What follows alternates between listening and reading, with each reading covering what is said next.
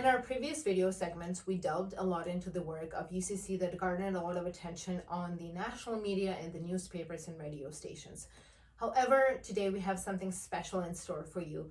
We actually want to take you into the inner workings of the UCC office, something that happens in the Ottawa office, and where the tireless efforts of the team are dedicated to serving a multitude of communities, and including the newcomers to Canada. That's why it's my special pleasure to introduce Marichka, the newest addition to the UCC team.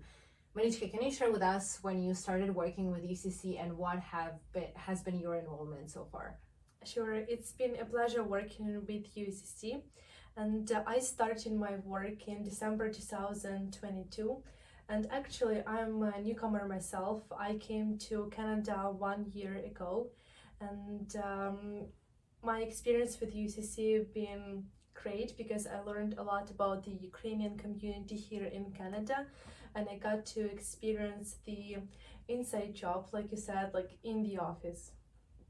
Great. I know you have been involved a lot with the Stand With Ukraine rallies and different demonstrations that the community has been doing across Canada. Do you have any particular memory or experience that you had with one of those rallies or preparation for those? Yes, actually, this project was really close to my heart because everything what was happening in Ukraine closer to the 24th of February, it was a lot of emotions around the date, and I was really happy to work with UCC on the rallies, and I would say that I'm proud that UCC got to organize more than 50 rallies across Canada, and probably one of my most memorable memories was to come back here to the office after the rally here in Ottawa, because it was one of the coldest day in winter. We've been there for a couple of hours near the parliament, like supporting Ukraine and having the rally, and then a couple of volunteers and the team that is here in Ottawa, we came back to the office, and we had a tea, we had like nice and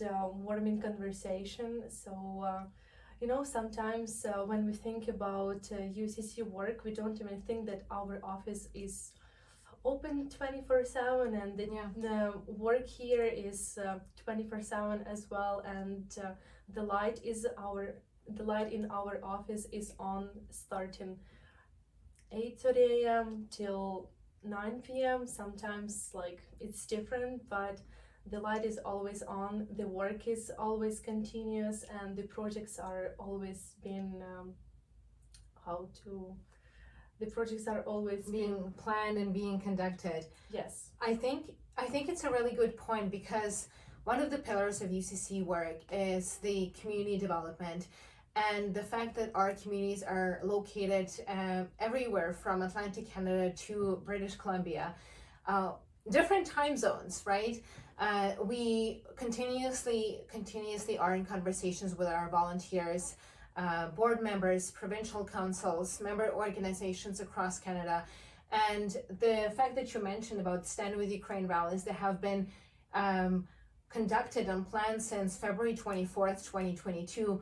The UCC team here in the office has conducted and made tremendous effort to prepare our team members for communications with the media, from special presentations to meetings, to meeting with volunteers 9 p.m. at night, 10 p.m. at night, to have them confident and have them prepared. From writing talking points to making presentations, it has been a huge effort, and I'm super thankful for the team that I have here and for the people that I'm able to work with. One of the big things that we've also done this past year that has been totally different from the previous years is the Triennial Congress of Ukrainian Canadians. As many of you may know, we've brought people from across Canada, from emerging communities. We brought emerging leaders together. Thanks to you and your support and your donations, we brought everyone together in Winnipeg for the Triennial Congress. We've established a special travel fund, and we were able to connect with communities across Canada. We've also been able to learn from them. UCC has been holding bi-weekly meetings with a working group that focuses on newcomers. And by learning from what Ukrainians that are just coming to Canada need, we've prepared a text guide, we've prepared a newcomers guide, and lots of different sources that newcomers to Canada can learn from, but also Canadians can learn from. Yes, actually, that is really interesting point that you brought up, because like I said, I'm a newcomer myself, and I've been reading those guides because I've been working in UCC and I had the whole team to help me to navigate my life here in Canada. But the stuff like even Christmas guide that UCC put together, it was really valuable for me and my roommates, because yes, we know how to celebrate Christmas in Ukraine, but we never had experience how people celebrate it here in Canada.